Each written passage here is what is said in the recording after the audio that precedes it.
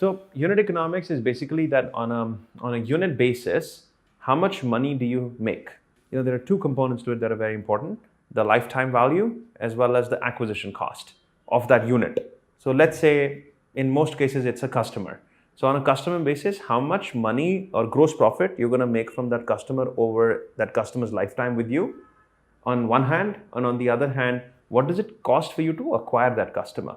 For example, if you are selling a product, subtract all the costs that are associated to actually deliver that product to the customer, including the cost of the product itself, whatever is your profit from the customer.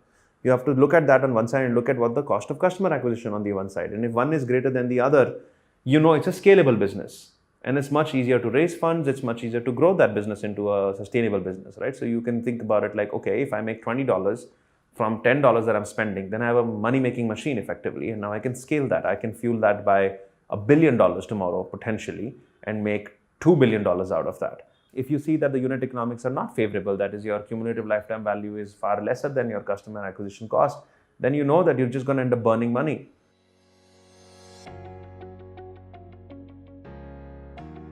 So in terms of plain mathematics, the equation that would emerge is, the total revenue obtained from a customer multiplied by the amount of times the customer will repeat with you minus the total cost of actually servicing the customer. So the way to increase the cumulative lifetime value is simply by either increasing the number of times the customer is going to buy from you, or by increasing the profit margin you get from each product that you sell. So for example, in Healthify.me's case, we were when we started the company, the number of clients per coach that we were able to handle, because we didn't have sophisticated tech and AI, was about 40 or 50 clients per coach.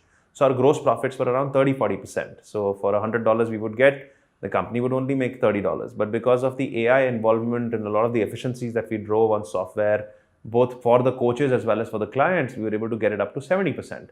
So now, each coach can handle more than 200 clients, and it's continuing to improve. So with a 70-75% gross profit, it's starting to become like a SaaS business.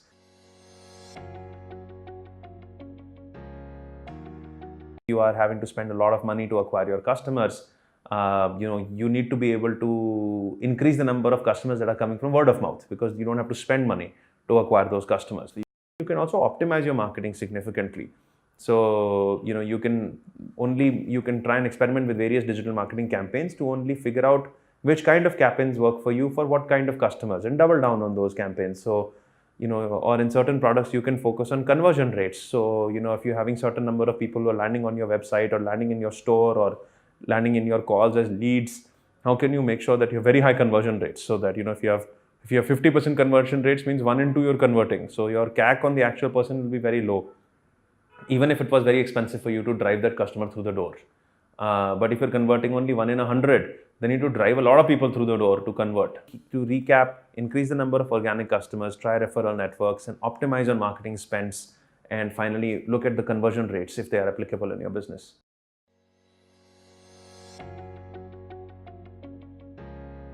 My personal view is absolutely you should calculate unit economics for each product and each service in your business separately to the extent you best can, because that talks to you about the health of that particular business unit and that particular product line within that business unit. In Healthify.me's case, we have price points at different products. We've got our Essentials plan, Balance plan, Transform plan, Ultimate plan. We have do-it-yourself, Smart plans.